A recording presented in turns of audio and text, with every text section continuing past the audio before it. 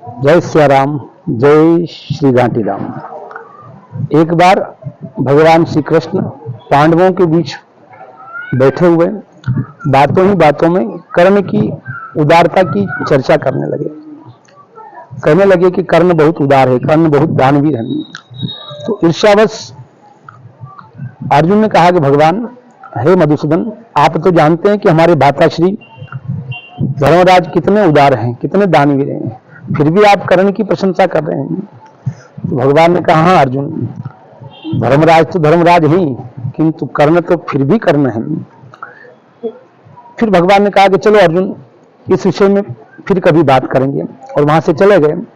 कुछ दिनों पश्चात भगवान ने अर्जुन को साथ लिया, साधु का वेश धारण किया, अर्जुन ने भी साधु का रूप धारण किया, और दोनों धर्मराज युधिष्ठिर के महल में गए। और वहां जाकर साधु वेश रूप में धर्मराज युधिष्ठिर से कहा कि महाराज, हमें यज्ञ के लिए एक मन चंदन की लकड़ी की आवश्यकता है। तो युधिष्ठिर ने कहा, महाराज पधारिए, विराजिए, मैं आपकी भी व्यवस्था कर देता हूं। सारे सेवकों को नगर में भिजवाया, जहां था तो वर्षा काल था, जितनी लकड़ी की व्यवस्था हो सकी और लेकर आए। कहा, महाराज इससे ज्यादा व्यवस्था मैं नहीं कर सकता हूं। तो भगवान ने कहा, ठीक है, हम फिर कहीं और से व्यवस्था कर लेंगे। और अर्जुन को लेकर भगवान वहां से चल दिए और सीधे कर्ण के महल में जा पहुंचे। वहां जाकर कर्ण से कहा कि महाराज, हमें एक मन चंदन की लकड़ी की आवश्यकता है, हमें यज्ञ करना है। तो कर्ण ने कहा, ठीक है महाराज, विराजिए आप, मैं भी व्यवस्था कर देता हूं।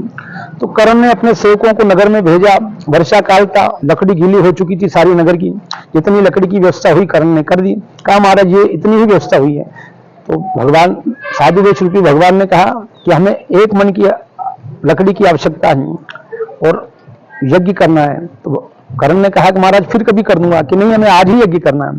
तो कर्ण ने कहा, ठीक है महाराज, बैठिए, अभी व्यवस्था करता हूं। तो कर्ण ने उसके महल के जितने भी खिड़कियां थी, दरवाजे थी, सारे तोड़ तोड़ के, सारी चंदन की लकड़ी के बने हुए थे, सारे तोड़ के भगवान के सामने रख दिए और कहा, लो महाराज, अब आप अपना यज्ञ कीजिए, ये एक मन लकड़ी हो चुकी है।